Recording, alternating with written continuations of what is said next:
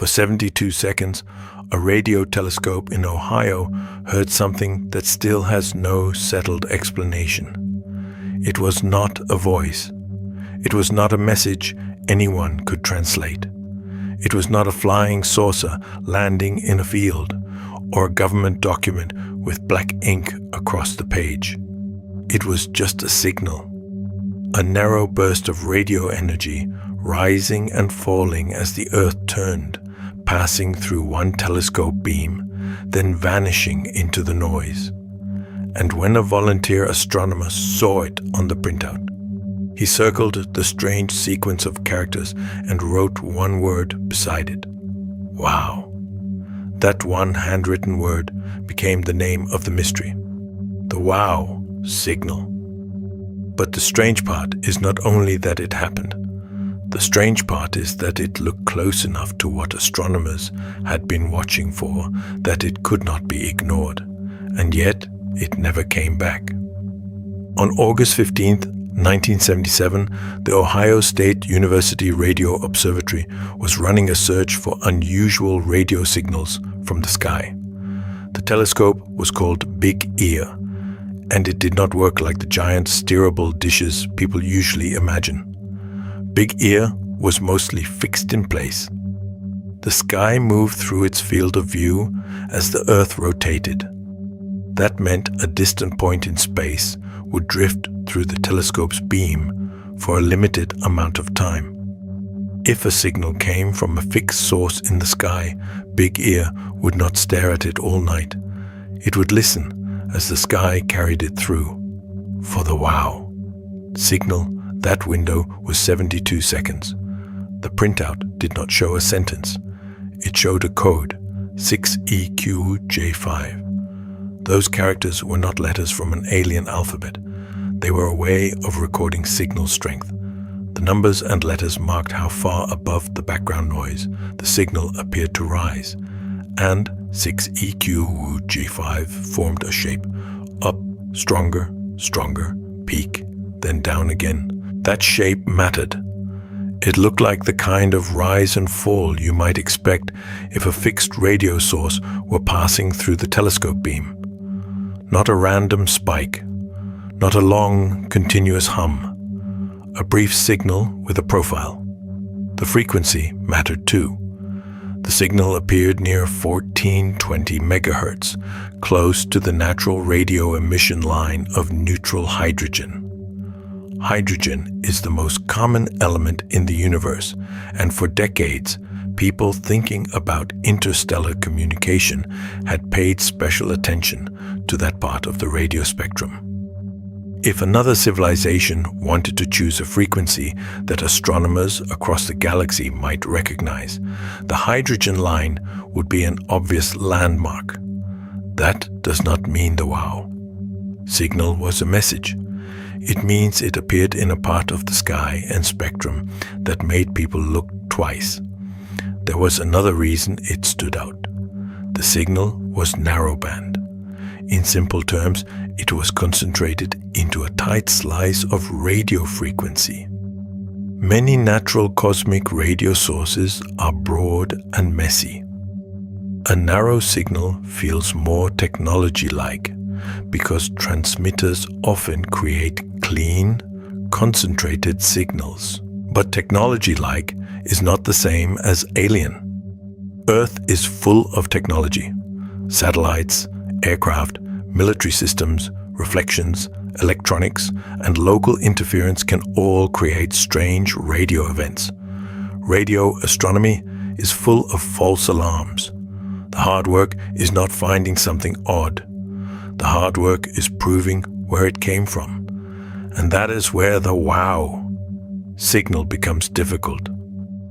After the signal was noticed, researchers pointed Big Ear back toward that part of the sky. They listened again. Then others listened over the years with better equipment and different telescopes. Nothing matched it. The source did not repeat on command. It did not keep broadcasting. It did not leave a trail that could be followed. The mystery became a problem with only one clean data point. One event, one printout, one 72-second window. That is enough to be fascinating, but not enough to be certain.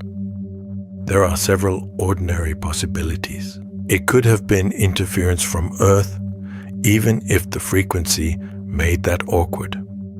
It could have been a reflection from human technology, bouncing in a way that made it appear sky-like. It could have been a natural astrophysical event that happened to look unusually narrow. It could have been something about the telescope, the observing geometry, or the data system that was never recreated. Researchers have proposed possible sources and explanations over the years.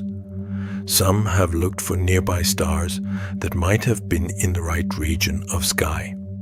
Some have suggested natural hydrogen emission under unusual conditions.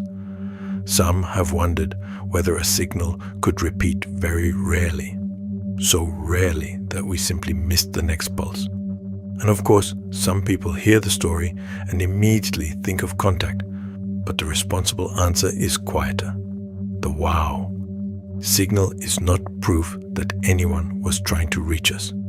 It is proof that on one night in 1977, a radio telescope recorded something unusual enough that decades later, people are still checking the sky.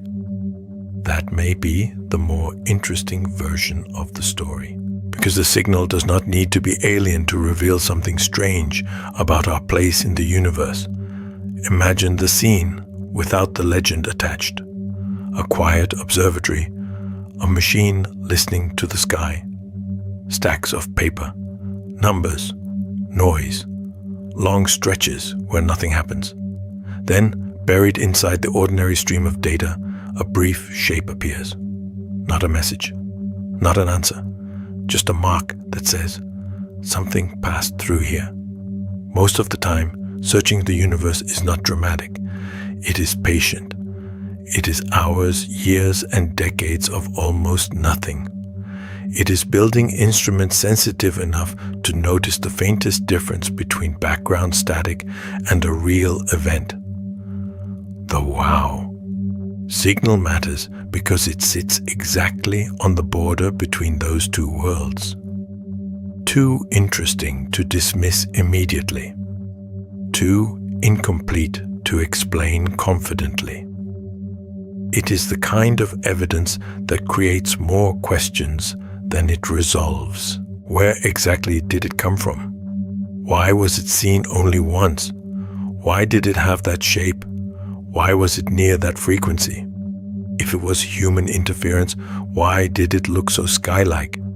If it was natural, what process made it so narrow? If it was something else, why did it never return? Every answer has a weakness, and that is why the wow signal survives.